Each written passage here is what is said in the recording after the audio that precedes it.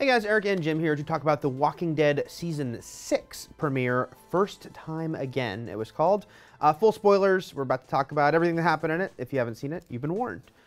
So, sixth season, we're now pretty far into this show. Yeah. What did you think of this premiere?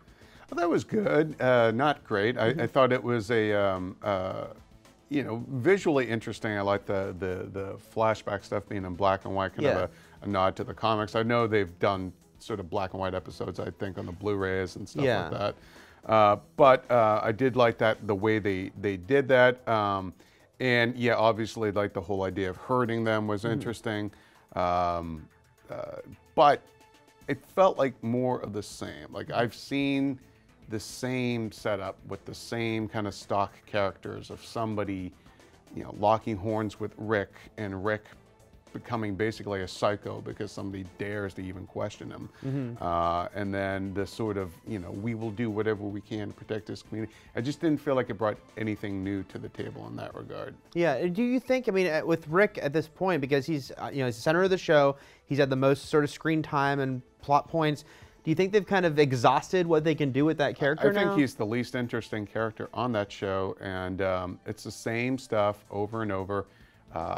And I know we'll get to Ethan Embry in a minute, but we've seen that exact same situation, and we just saw it at the end of last season. Yeah. And this guy who wasn't around, I guess, at the end of last season, even though technically he lived there. He was off camera. Yeah, would have seen that how Rick already responds to this sort of thing and how that, how that ends. Yeah. So it didn't make any sense for him. It just felt like writers being like, well, we need some sort of conflict. We need to remind people that Rick is, a little unhinged, but he's what you need to be. And I'm like, I'm so sick of hearing it at that point. Yeah, it does kind of always end up returning. Even they pushed it further than ever last year. Maybe he is completely losing it, and maybe even some of his allies are starting to turn against him. But it does ultimately seem to come back to, no, you do need Rick. Rick is right.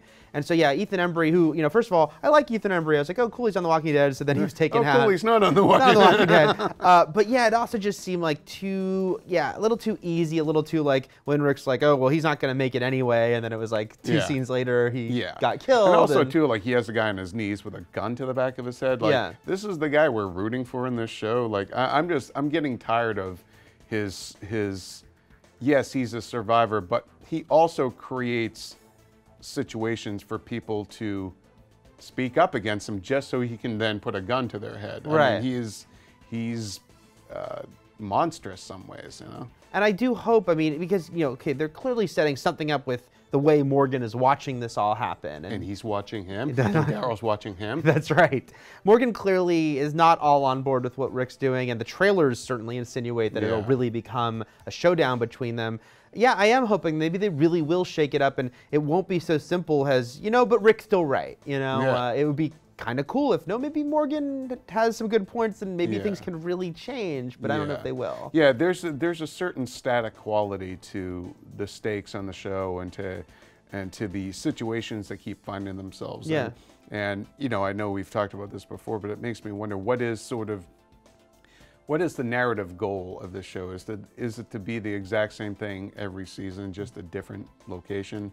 I've also said before that this show is such a huge hit to a staggering extent, and maybe part of that is that there is a formula. It doesn't. It's not a procedural, but there's a formula to The Walking Dead. It just takes like half seasons to do the stories that it's doing. You know, as far as like moving from safe place to safe place, there's usually someone there that's not really trustworthy. I know they're shaking that up a little bit with Alexandria, but it just still seems that they're hitting a lot of those beats. And the fact that it is such a big show, though, wouldn't you still be watching the show even if they did kill off somebody like Rick or Daryl? I don't know. It's like just to shake things up. I don't know. I guess maybe I don't know. I don't know if you just fear you don't want to mess with success at that point.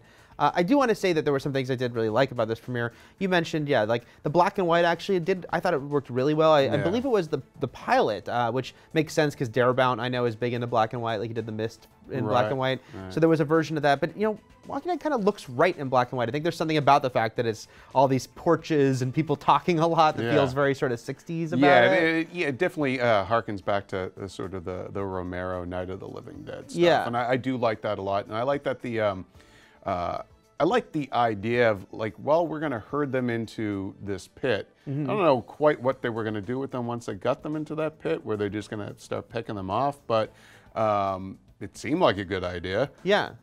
And, you know, I don't think Ethan Embry was out of line for just simply pointing out, you know, some structural deficiencies, you know. No, we better shoot him. Wait, he's just pointing out that maybe that might give way, you know. Right.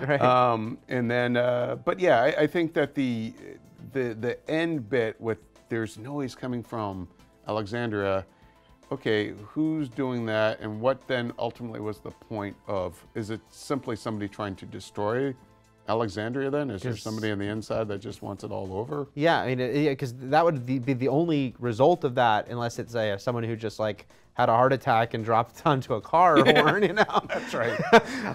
Or fell asleep and is a deep sleeper. Yeah, I found a boat horn. This is awesome. It was a funny mix this episode because, you know, there are people who criticize The Walking Dead for moving slow, which, you know, it can, but I think it's pretty deliberate. But this episode was interesting because it mixed that slowness with some of the biggest, you know, most sort of epic stuff they've done. Like, it felt like this episode had a big budget.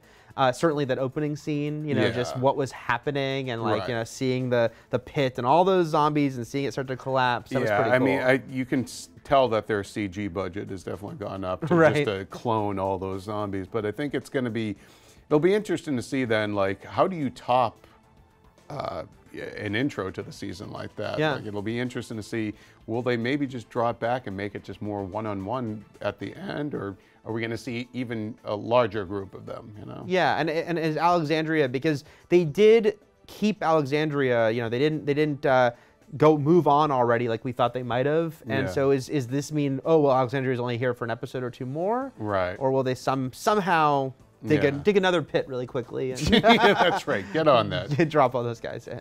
Well, that's our thoughts on The Walking Dead Season 6 premiere. What do you think? You know, do you think it's time to really shake things up more? What do you think of Rick at this point? Are you on his side, or do you think maybe it's time to, has Rick got to go? I don't know if that means killing him or just in the power structure of the show. Let us know in the comments what you think, and for plenty more on Walking Dead, keep it here at IGN.